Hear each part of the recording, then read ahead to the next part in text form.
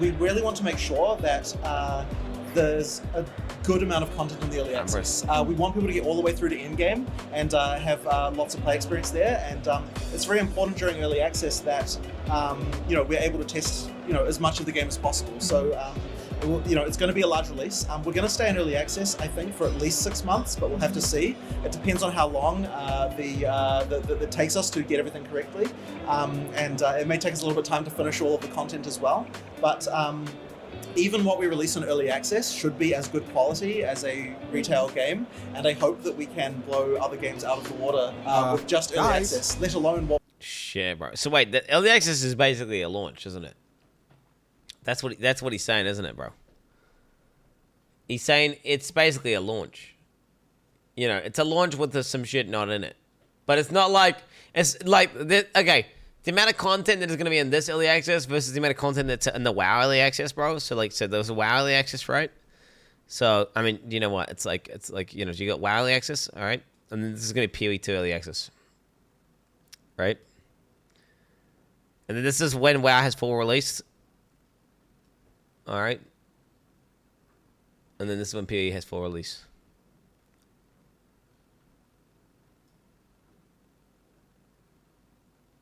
Okay, there we go. Something like this. What do you guys think? That's my prediction. What we will have when we go into full release. So I'm hoping very good things there. So the campaign is somewhat similar in length to Path of Exile 1's campaign once all is there. But I think that the quality of the second half of PoE 1's campaign is not as good as the first half. With PoE 2, the quality is excellent all the way through, and so I think that we should not get bored of it for a very long time. People are going to be complaining after their first character, bro. Like, he doesn't understand how retarded. You can make the best campaign ever, dude. And they'll be like, why can't we skip the campaign? Because people think they want that, but they don't actually want that.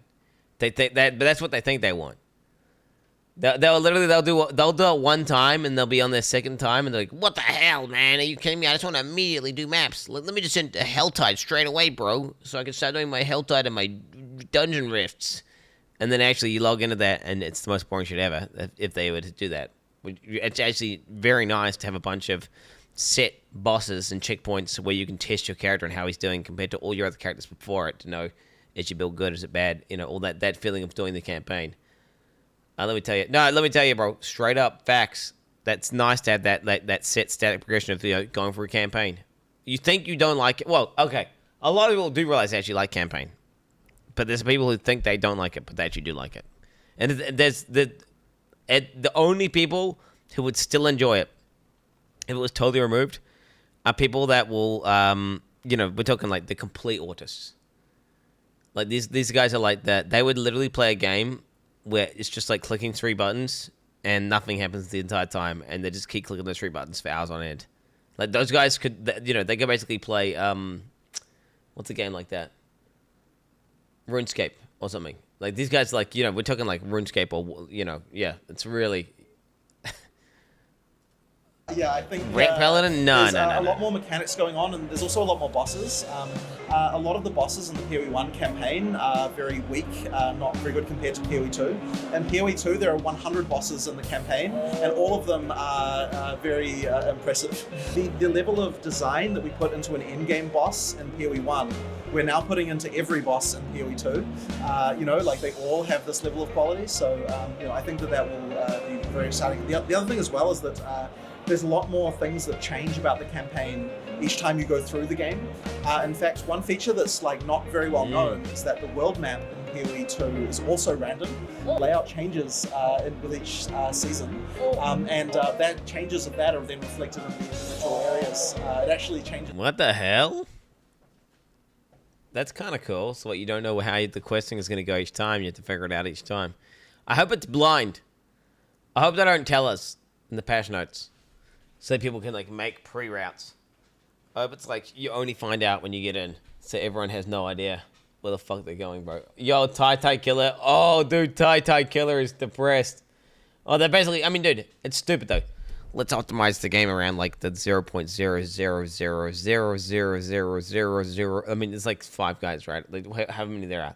Like Havoc and Tide. Let's make a whole patch around Havoc and Tide Killer, bro, and Tide 23. Like no shot. Tide already quit PoE 2. Logged confirmed. Just the field quite a lot. So yeah, each league has a different map. Oh my god. We're gonna have like 10 acts or how many acts? So there will be 6 acts. It's really 5.5 because the Act 6 is half the size of the normal one. But that's 100 areas, which in total should take people quite a bit of time the first time they play through. Of course, as you get better at the game, it becomes a lot easier. One thing that we've noticed is that Path of Exile 1 players have a lot of things to relearn. And learning all the boss mechanics and things like this. So the first time you fight every boss, I expect you to die at least 3 times. Before you learn the mechanics. So don't play hardcore the first time. Yeah, of course. When 1 was first released, there's very small amount of content. I mean, compared to it has today, Right. over more than 10 years, it became like content-seeking game. So we are just curious about that. How much content will PoE 2 have when it is released? Path of Exile 2, I don't think will have as much as what PoE 1 has on day 1. But I think by the time we finish early access, it will have a very significant amount. One thing that we're very that we're doing is we're taking a lot of the leagues from PoE 1 and redoing them in PoE 2, which we can do relatively easily. Like give them new bosses and monsters and things like this, and refresh all the rewards and all that stuff. But it helps a lot with development to be able to do this. So Look at this guy. That will mean that PoE 2 will be able to create a lot of content very quickly. But also right now, our 100% focus is on the end game. We are going to try to add as much end game as possible. Because it's funny. It's funny because like that was the opposite.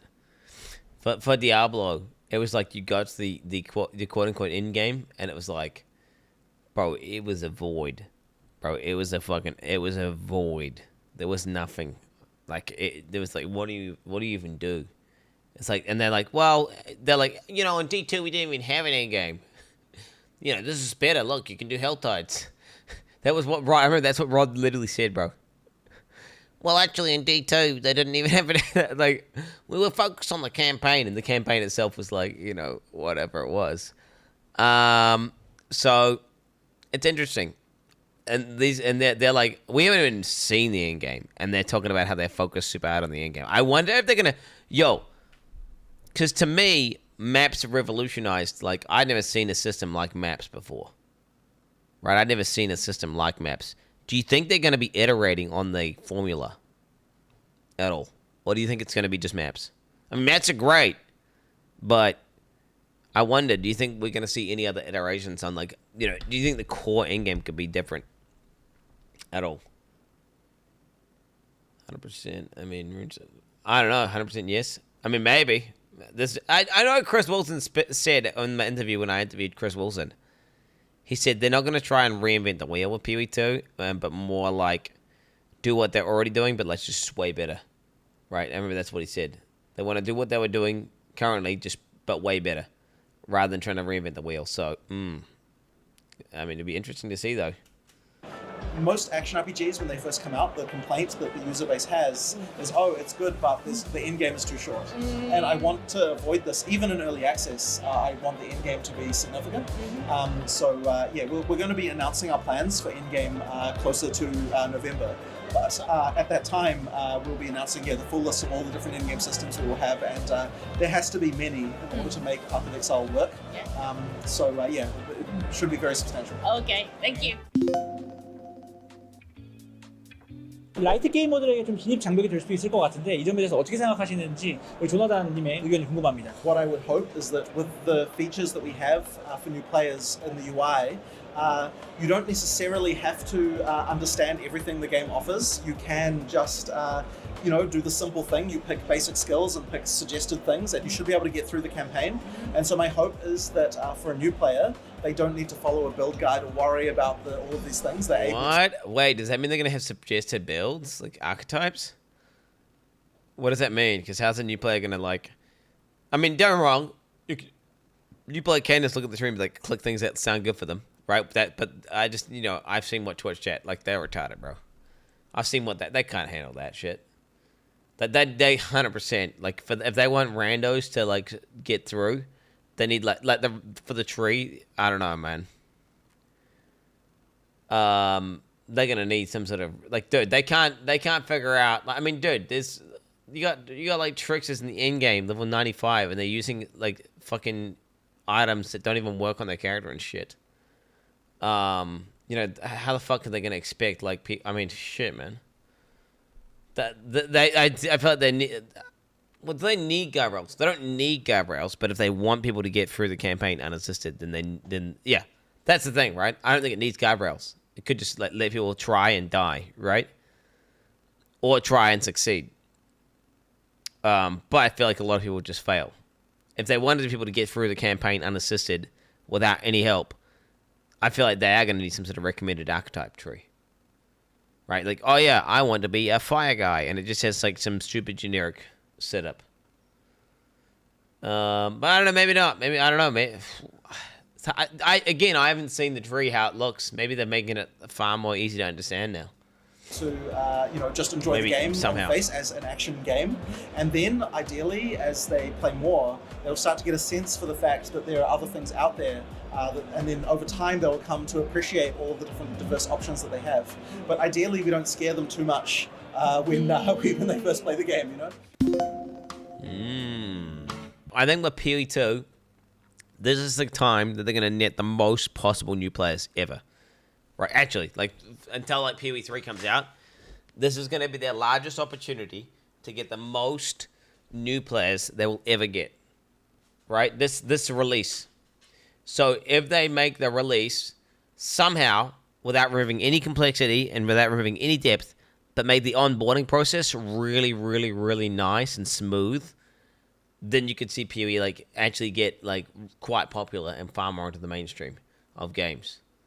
Now, do I expect it to be the case? No. I think even if how can you really make that process that smooth though, without just like giving someone a pre-made character, which then would kill the fun and it would be not interesting and not cool.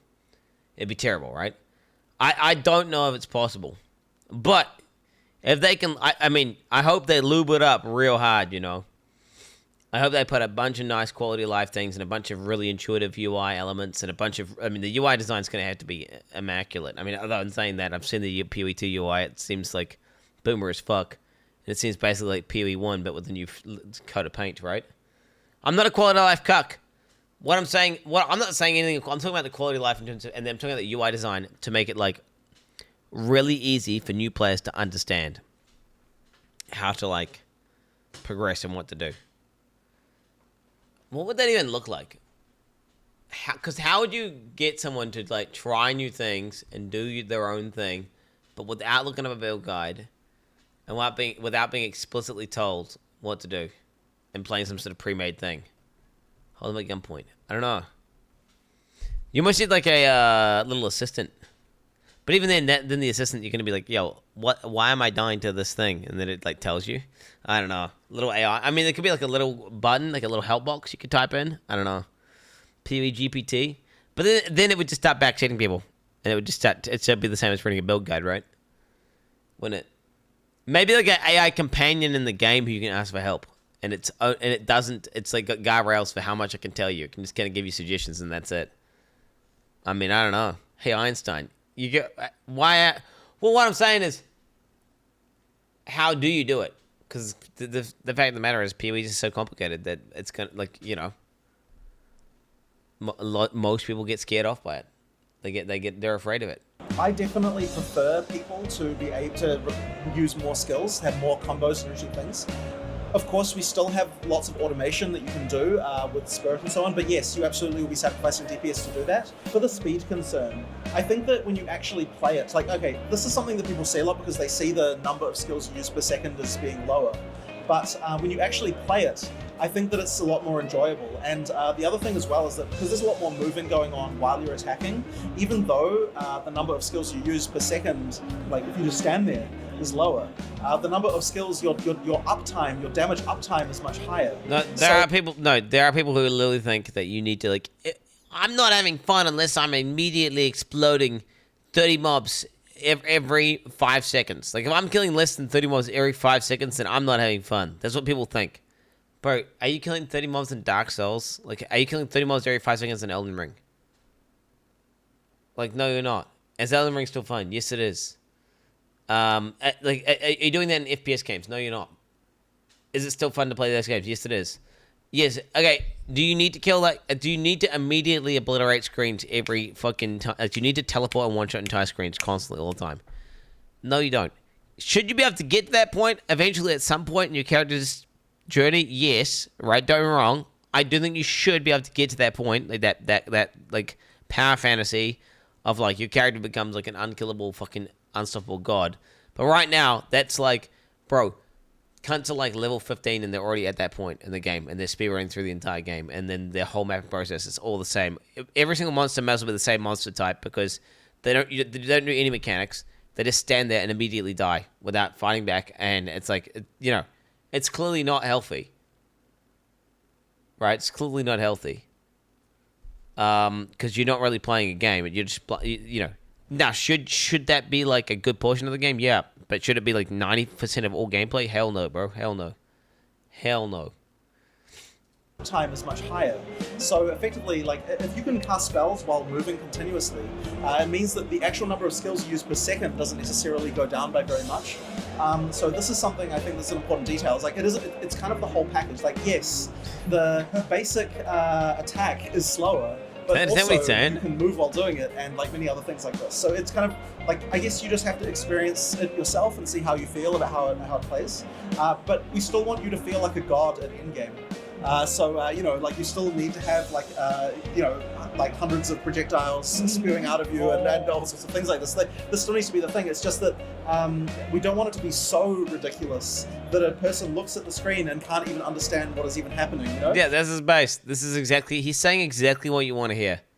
That's exactly what you want to hear. You can still hit the power fantasy of becoming a fucking god, but, you know, it's not too far. It's not like Headhunter Cucks and, you know, not some stupid shit with 1,000, you know, it's literally the bitrate of the stream, you know, when you're trying to watch like a Mathel, it's like turning into blocks because there's like, you literally, you cannot discern what is even on the screen. Like, is there a monster there? Is the character, can you even see his character? No, you can't. It's just nothing. It's just nothing. That's fucking stupid, right? That's what makes it fun. No, okay. You should be able to get, you know, if you really wanted to and you really devoted all your time and you like there should be like a point in the game where you can get something similar to that, but it shouldn't be like almost every other build in the game, right? When Methel's on the screen, what is this? Elk LFG. What the fuck is this emote, bro? You guys even I couldn't even see what the fuck it was. I had to refresh to see what it was. Because I've seen so many people typing Elk LFG, and I'm like, what the fuck are they typing?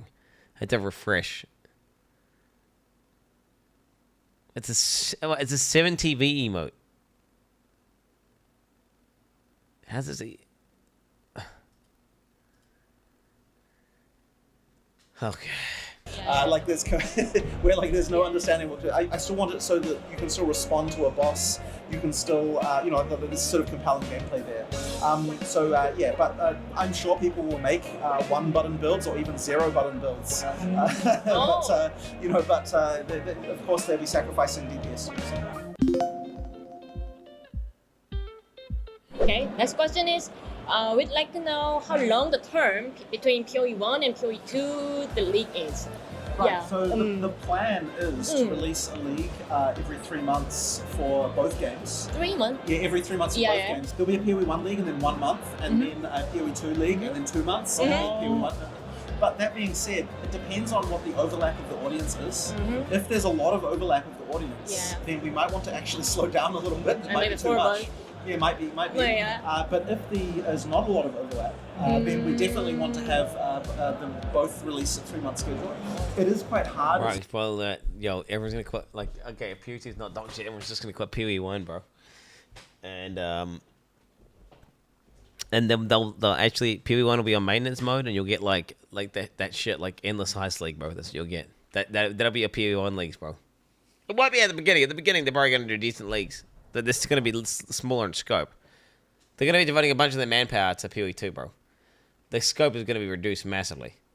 But then there'll be endless heist league. It'll eventually, like 2.5 years from now, bro, they'll be like, all right, we're doing the endless heist league in PoE 1 on this date, and there'll be like 3 guys playing it, bro. There'll be like 3 guys playing it. Studio to have some new releases, but I think we can do it. The PoE 1 team is actually very small compared to the PoE 2 team. And once we finish PoE 2, many developers will be able to switch between the games a lot. So I think that will mean that we should be able to develop content very quickly. So like 3 months and 1 month and 2 months, right? Something like that. Yeah, like that. Okay. 한국 PO 유저들에게 한 말씀 부탁드리겠습니다. Korean players have many very good action games, I think, compared to the West. And I would like PoE to be among the best in Korea as well. So, 감사합니다. Oh shit, bro, he's saying Korean 제가 shit. 준비한 선물이 있는데 융링크 타빌라 티셔츠를 Tabarasa.